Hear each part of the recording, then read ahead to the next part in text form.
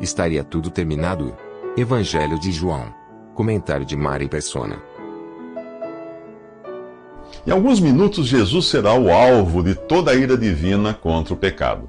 Ele está prestes a morrer no lugar do pecador, sofrendo uma eternidade no lago de fogo condensada em 3 horas.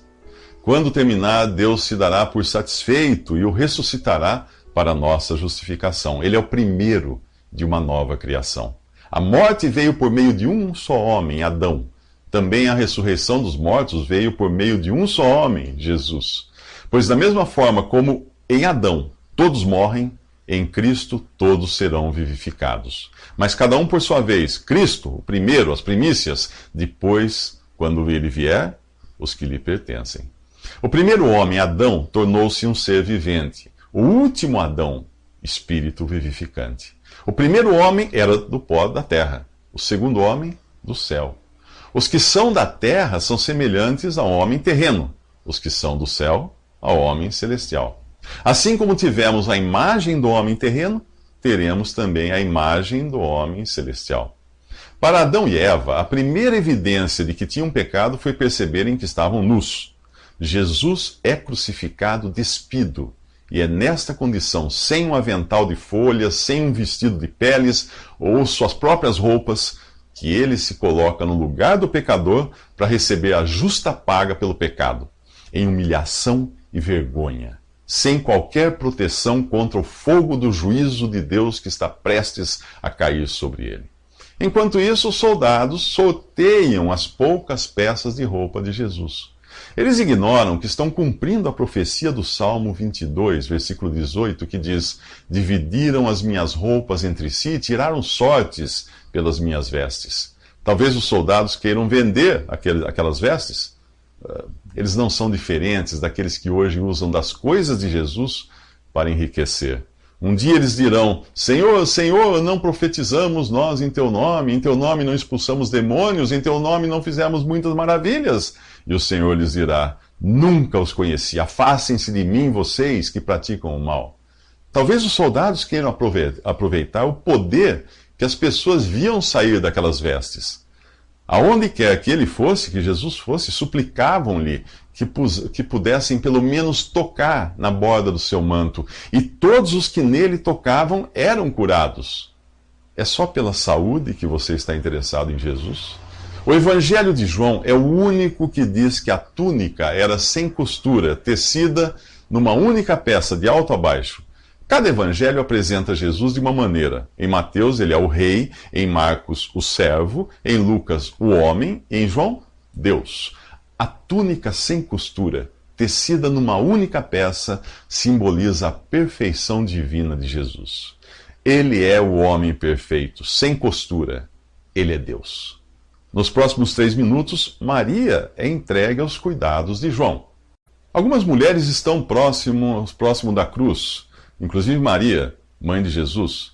Ao lado dela está João, o autor do Evangelho. Devemos observar o tratamento usado entre Jesus e os discípulos a fim de nos precavermos do erro de adotar títulos espirituais ou eclesiásticos sem qualquer base bíblica.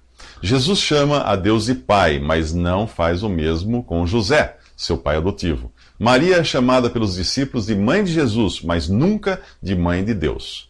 Jesus, por sua vez, não a chama de mãe, e sim de mulher, uma expressão equivalente a senhora. Depois que os judeus alegam que o poder de Jesus viria do príncipe dos demônios, ele rompe os seus vínculos naturais com Israel. Vemos isto quando avisam que sua mãe e irmãos o procuram. Sua resposta é: quem é minha mãe e quem são meus irmãos? E apontando para os discípulos, ele diz: aqui estão minha mãe e meus irmãos, pois quem faz a vontade de meu Pai, que está nos céus, este é meu irmão, minha irmã e minha mãe. A última referência a Maria é no capítulo 1 do livro de Atos. Ela não é mencionada nas epístolas que estão nas cartas que contêm a doutrina dos apóstolos para a igreja.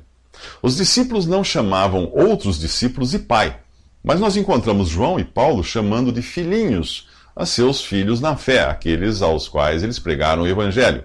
O tratamento é, portanto, de mão única, pois o próprio Jesus ordenou: a ninguém na terra chamem pai, porque vocês só têm um pai, aquele que está nos céus.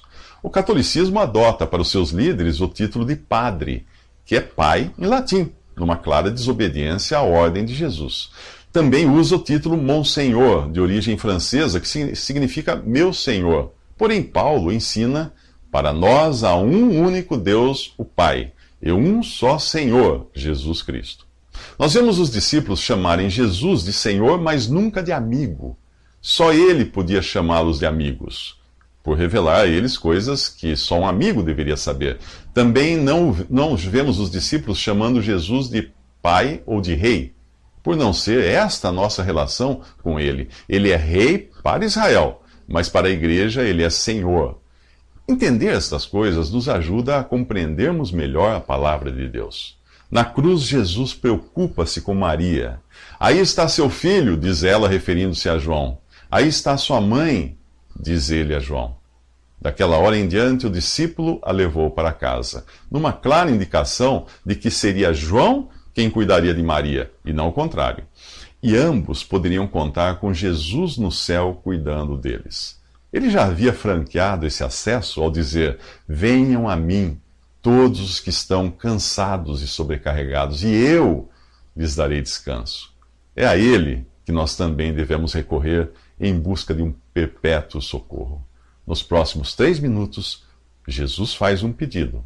Na cruz, Jesus sofre como homem. Ferido e desidratado, ele pede água. Tenho sede, diz o Criador do universo. Em seu andar aqui, ele alimentou, curou e trouxe refrigério a muitos, mas nunca fez algo em benefício próprio. O Salmo 22 descreve este momento. Meu vigor secou-se como um caco de barro, e a minha língua gruda no céu da boca. Deixaste-me no pó, à beira da morte. No capítulo 1 deste evangelho, João diz que por meio de Jesus todas as coisas foram criadas. A carta aos Hebreus ensina que ele é o que sustenta todas as coisas pela palavra do seu poder. O livro de Jó diz que ele é o que abre um canal para a chuva torrencial e um caminho para a tempestade trovejante, para fazer chover na terra em que não vive nenhum homem, no deserto onde não há ninguém, para matar a sede do deserto árido e fazer nele brotar a vegetação. Aqui, porém, ele não desvia uma gota sequer de água para os seus lábios ressequidos. O mesmo capítulo 38 de Jó revela que aos ímpios a luz de Deus é negada. Na cruz, densas trevas caem sobre a terra. A santidade de Deus não pode ter comunhão com o pecado, por isso Jesus deve sofrer ali sozinho e sem luz. Nada descreve de forma tão gráfica o seu sofrimento como a passagem profética do livro de Lamentações. Ali ele fala do juízo que está recebendo do próprio Deus. Eu sou o homem que viu a aflição trazida pela vara da sua ira. Ele me impeliu e me fez andar na escuridão e não na luz. Sim, ele voltou a sua mão contra mim, vez após vez, o tempo todo. Fez que a minha pele e a minha carne envelhecessem e quebrou os meus ossos. Ele me sitiou e me cercou de amargura e de pesar. Fez-me habitar na escuridão como os que há muito morreram. Cercou-me de muros e não posso escapar. Atou-me a pesadas correntes. Mesmo quando chamo ou grito por socorro, ele rejeita a minha oração. Ele impediu o meu caminho com blocos de pedra e fez tortuosas as minhas sendas. Como um urso à espreita, como um leão escondido, arrancou-me do caminho e despedaçou-me, deixando-me abandonado. Preparou o seu arco e me fez alvo das suas flechas. Atingiu meu coração com flechas de sua aljava. Tornei-me motivo de riso de todo o meu povo. Nas suas canções eles zombam de mim o tempo todo. Fez-me comer ervas amargas e fartou-me de fel. Quebrou os meus dentes com pedras, pisoteou-me no pó. Tirou-me a paz. Esqueci-me do que significa prosperidade. Por isso digo, o meu esplendor já se foi, bem como tudo o que eu esperava do Senhor. Lembro-me da minha aflição e do meu delírio, da minha amargura e do meu pesar. Lembro-me bem disso tudo e a minha alma desfalece dentro de mim. Em resposta ao seu pedido de água, os soldados lhe dão vinagre, cumprindo assim mais uma profecia do Antigo Testamento. Sabe por que Jesus sofreu tanto ali? Por você e por mim. Eu sei que ele pagou ali pelos meus pecados. E você? Nos próximos 3 minutos, Jesus entrega sua vida em sacrifício pelo pecado. As últimas palavras de Jesus na cruz são: está consumado. E o texto acrescenta: com isso curvou a cabeça e entregou o Espírito. É muito importante entender a singularidade dessas duas frases: está consumado e entregou o Espírito, porque são as coisas que jamais poderão ser ditas de homem algum, só de Jesus.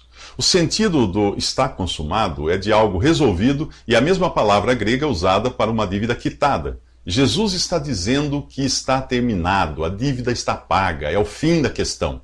Ninguém mais poderá cobrar uma dívida que foi paga, e ninguém poderá condenar um ex-detento que cumpriu toda a sua pena. Mas que dívida Jesus tinha para pagar ali na cruz desse jeito? Que pena de morte era essa que ele cumpriu até o final? A minha dívida e a minha pena.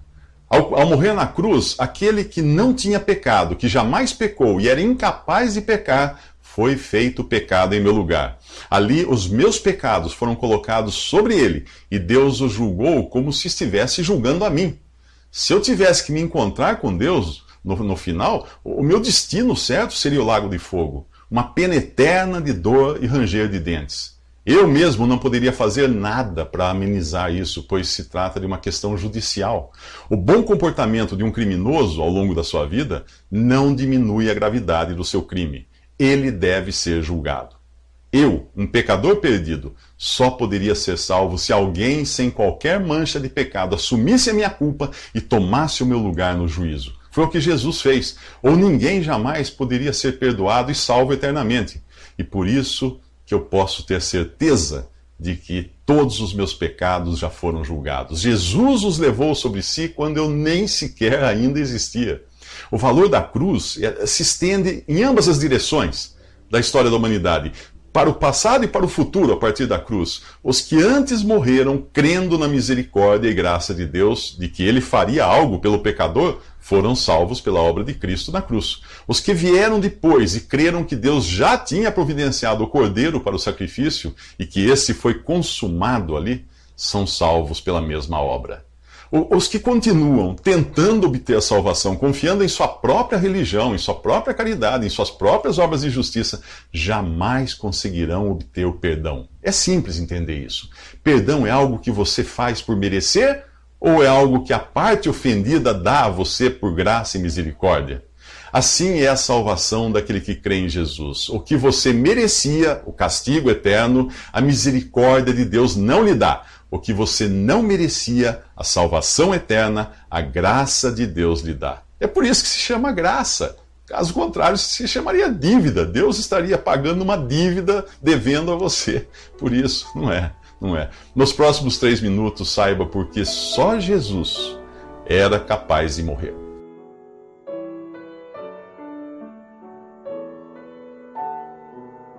Visite Respondi.com.br. Visite também 3minutos.net.